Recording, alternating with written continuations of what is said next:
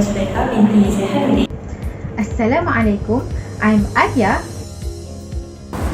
Assalamualaikum, I'm Amni.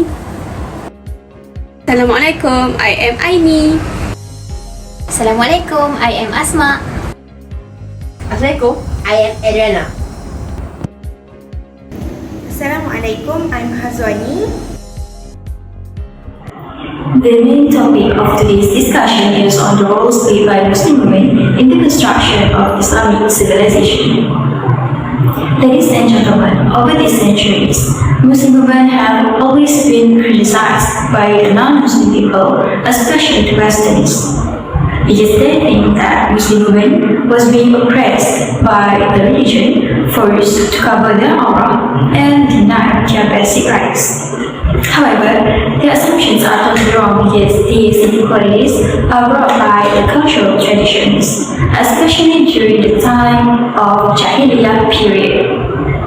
Actually, after the arrival of Islam, the status of women have been highly alleviated. There are many proofs that we can see in Quran and Sunnah. First of all is through the veil that we wore these days. The veil is a symbol of respect and honor. We cover our aura with the veil to protect ourselves from bad things and to preserve our dignity. The Quran also outlines the rights for Muslim women. For example, they are free to choose their schools, to be educated, to work, to preserve and retain their properties after they get married, and to keep their last name even after the marriage. In regards with the involvement of Muslim women in the society, there are many role models and examples that we can look at. The first one is Siti, the first wife of Prophet Mohamad, who is a successful and well-known businesswoman. The next one is Aisha, the most favorite wife of Prophet Mohamad, has a great influence in politics, and she even joined the War of Camel. The last one is Razia, who is the first woman to be a sultan during the 13th century in India. So before we discuss further about the roles of Muslim women in the construction of Islamic civilization, let us see the real meaning of Islamic civilization. Islamic civilization, or also called as Al-Hadarah, Al-Tamadun, and Al-Madaniyah, are derived from Arabic terms Madina, which means city, and Din, which refers to the religion. To be specific, Islamic civilization refers to the people or a nation in which they practice a way of life based on Islamic teaching with the Quran and Sunnah as their sources. In this study, we have conducted a survey on the roles played by Muslim women in the construction of Islamic civilization among IIUM Quantum students. The purpose of this survey is to measure the level of knowledge and awareness of IIUM Quantum students on the roles played by Muslim women, along with collecting their opinions on this study. According to the survey, respondents strongly agree that women have important roles in the construction of Islamic civilization with a percentage of 56. Next, 46% strongly agree that Muslim women are allowed to be a leader, while 72% strongly agree that it is essential for women to be highly educated. Thus, 63% agree that women's employment will have an impact on the economy, and the fact that both working and non-working mothers can contribute equally is agreed by 65% of the respondents. Lastly, 35% of the respondents agree that women liberation has invaded our society. Next, we will discuss further about the content of this study and survey with the next speaker. Since Allah created people to be the vicegerent in this earth, both men and women must be contribute considerably to the goal of bettering humanity's service. There will be no growth in the cultural field unless women play a significant role in society. Women in Islam had advanced social, legal, political, and academic rights. Muhammad, the Prophet of Islam, may be considered as a figure who asserted on behalf of female rights because Islam considerably improved women's status in society. Prior to the introduction of Islam, women did not have an honorable social status in society until the Prophet Muhammad arrived. As a result, during the Prophet's lifetime and thereafter, when Islamic civilization developed, a record number of female thinkers and activists ascended to positions of importance and distinction. Asma Binti Abi Bakr, the Prophet's loving wife, was prominent in the founding, growth, and understanding of Islam.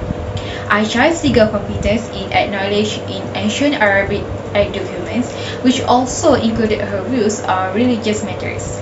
She passed on a wealth of knowledge and information about Muhammad, peace be upon him, and she is now considered as Islam's leading authorities on women's issues. Aisha established a name for herself in politics as well, leading troops from the back of her camel during the Battle of the Camel in 656 Common Era. Indeed, such a significant political post for a woman should be seen as setting a precedent for active participation in other sectors, not only in politics, but also in medicine and humanitarian work. Muslim women have made significant contributions. Rufaidah binti Sa'ad of the Bani Aslam tribe, for example, led teams of volunteer nurses onto battlefield to rescue wounded soldiers during the war. She did not, on the other hand, confine her nursing to clinical and combat areas. She also went out into the community to address the social factors that contributed to sickness, assisting underprivileged children, and caring for orphans, the disabled, and the poor. She might be classified as both a public health nurse and a social worker, as can be shown. Ashrifa binti Abdullah al-Qurashiyah al-Adawiyah is another example. She worked in public administration and was a good doctor. Her given name was Laila, but she was better known as Ashrifa due to her medical knowledge and skill. The Prophet Muhammad admired her preventative remedy for ant bites and urged her to teach other Muslim ladies how to use it. In fact, historical medical works contain several evidence of women providing major health services. Unfortunately, the number of female practitioners has decreased in recent years. Female doctors are in high demand among women who need to give birth or who have problems with female disorders, because patients prefer to be treated by somebody of their own gender. As a conclusion, in order to establish and maintain Islamic civilization in this community, women must take their roles seriously. Assalamualaikum and hi everyone. Highlight on today's headline: Muslim women as a leader. This statement gives three arguments both for and against the political leadership by Muslim women. Muslim women are entitled to enjoy freedom of will as individuals and to gain political rights like men in a truly Islamic society. In the Islamic view, political actions are also regarded as duties which are based on the concept of vicegerency or khalifah. This concept not only included men, but also the responsibilities of women to fulfill God's commands on earth. The Quran also affirms that the believers, both men and women, are guardians, awliya of one another, chapter 9, verse 71. Also, since the Quran acclaims the Queen of Shaba for her just rule, such prominent scholars such as Imam Abu Hanifa, Imam al-Tabari, and Ibn Hazm support that women could hold the topmost judicial position. Ibn Hazm also asserts that there is no theoretical prohibition for women to carry out the mission of prophethood. Generally, Muslim women have a broad political responsibility and play a significant role in the civilization of society. During the Prophet's time, Muslim women were very active socially and politically. The moment they embraced Islam, Muslim women have started their political activities by defending Islam against fierce opposition from families and society. These actions are regarded as political activities because they challenge all political system, protested against unjustified abuse and torture, and rejected suppression and denial of freedom of belief. In the early Islam, women participated in the armed conflict either by organizing food and water and taking care of wounded or involving in a crucial part in actual fighting when needed. The involvement of Muslim women is achieved with the realization of factors which are recognition of the political ability or women competence, and when women become politically aware of their responsibilities in society due to momentum gained from this recognition or acknowledgement. Both Quranic rulings and Hadith regulations encourage women to be energetic and creative in fulfilling their roles in society. On the other hand, Muslim scholars are in general agreement that women are not entitled to hold leadership because they argue that women are incapable in handling public affairs. The only prophetic tradition regarding women's leadership is that the Prophet ﷺ is reported to have said, "Never will succeed such a nation as lets the affairs carried out by a woman." Sahih al-Bukhari and Sunan al-Nasa'i.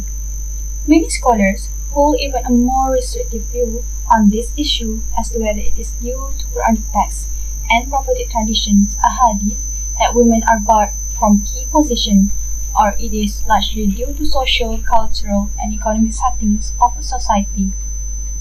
The Quran urged the Prophet's wives, Nisa and Nabi, to stay quietly at their homes and not to make dazzling displays like that of the time of primitive ignorance. Chapter 33, verse 33. It is also commonly cited from the Quran that men are the caretakers or guardians in charge or well-known of women. Chapter 4, verse 34. Some Muslim scholars tolerate the idea that women can have limited access to politics, while others deny any political rights to Muslim women. Leadership positions are said to require public exposure and constant contact with people that will lead to public immorality. However, the verse deals with the status of Prophet's wife, and it is not right to generalize to other Muslim women. These two opposite views on the issue is concluded by the proof that there is no verse in the Quran that directly either permits or prohibits the rule of women. Quran and Sunnah neither permit nor forbid the rule by women.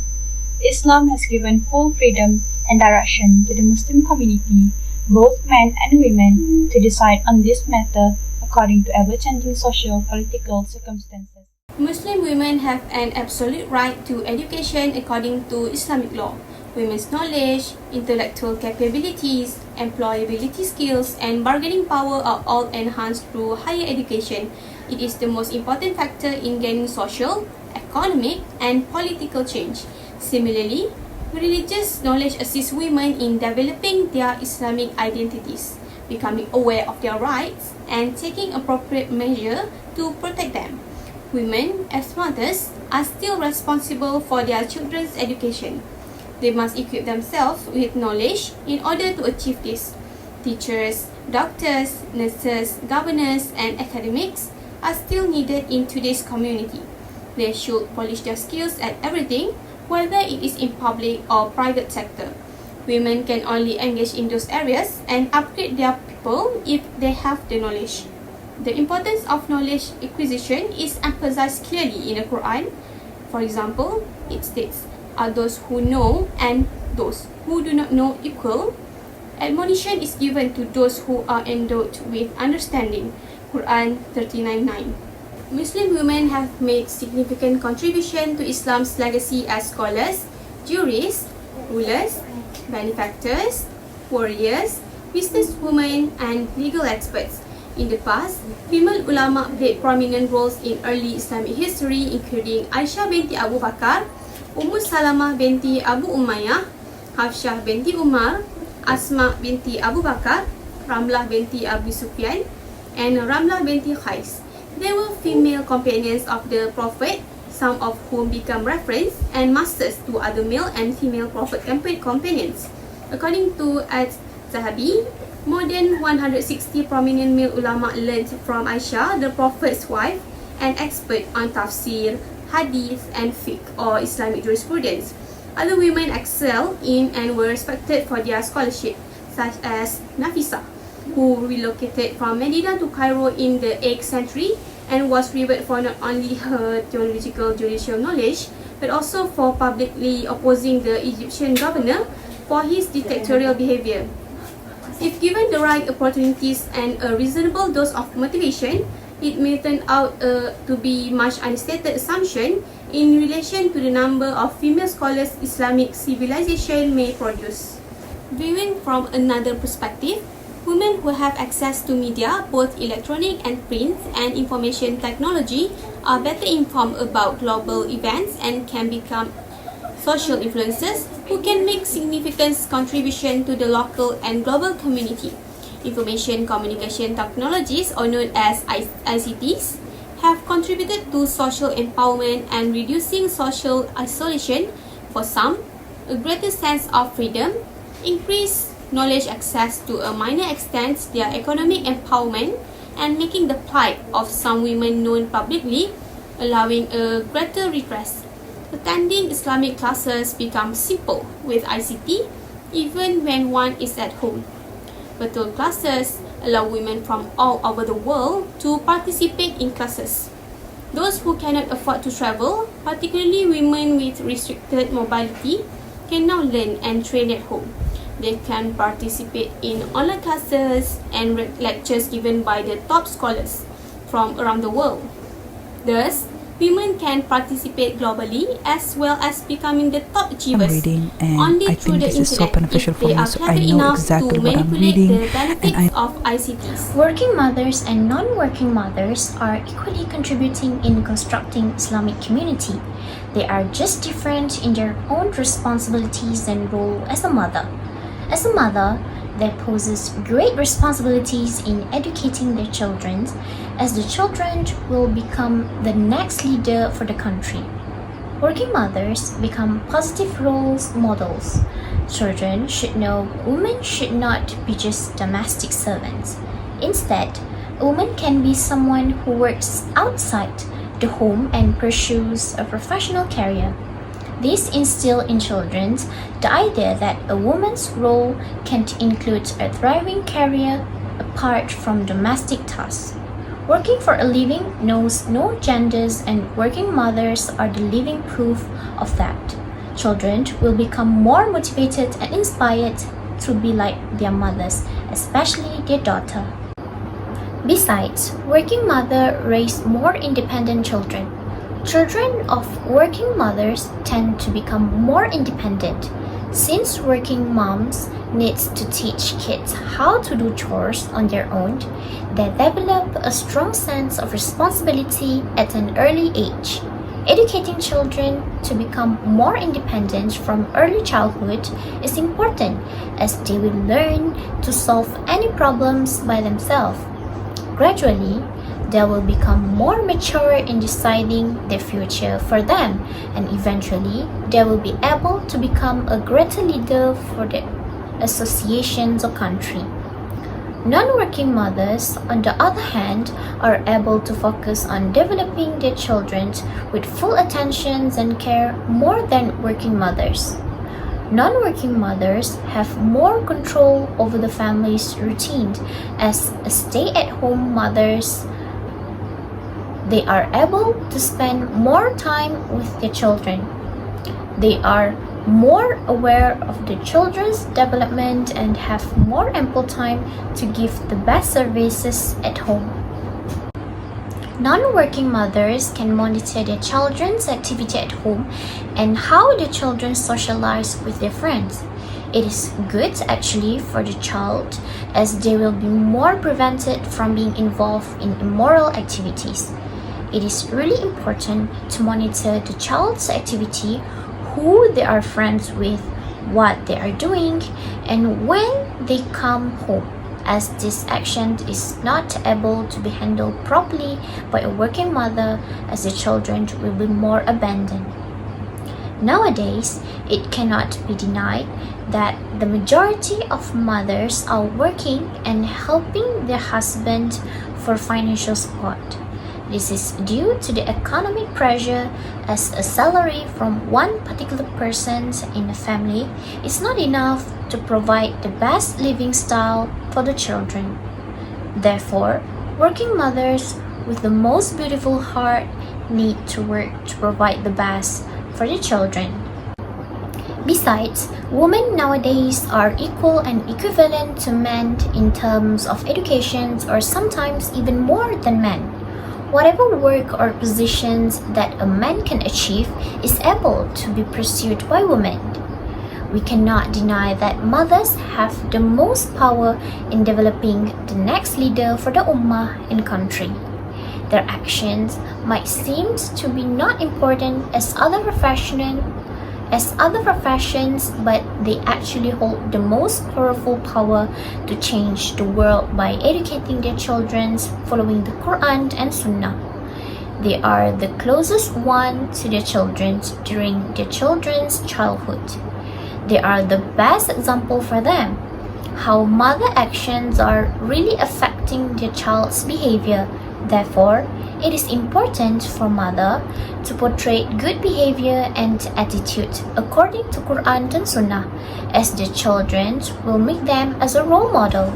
Next, I will be talking about the involvement of women in the economy.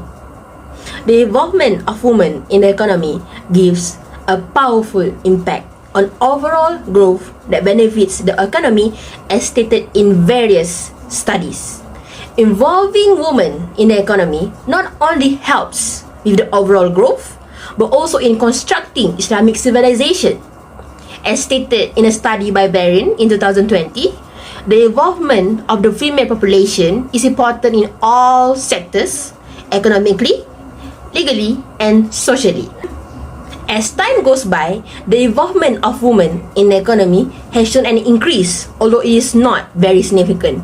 According to International Labour Office in 2017, the number of female labour force worldwide, including employed and unemployed women, gain was 39,289% in comparison to the number gained in 2007, which was 39,666%. It can be seen that there are more women participating in the labour force.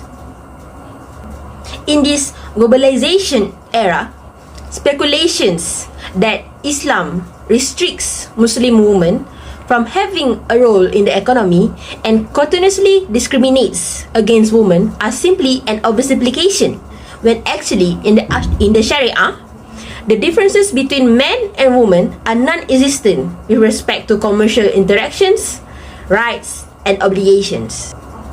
One of the examples of the great impact women has made in constructing the Islamic civilization through the economic aspect can be seen by the contributions of Khadijah Binti Khuwailid.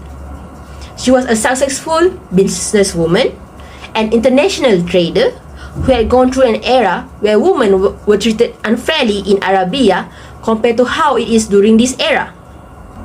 Despite everything she went through, she proposed marriage to the Prophet Mohamad, peace be upon him, due to witnessing his honesty, transparency, integrity, and business dealings. She contributed and invested most of her wealth in promoting Islam and gave the Prophet Muhammad, peace be upon him, her full support in promoting Islam. Due to her endless investment and support in promoting Islam, Islam was spread all around the world until today, and women has achieved the rights they deserve and were treated fairly compared to how it is during her era.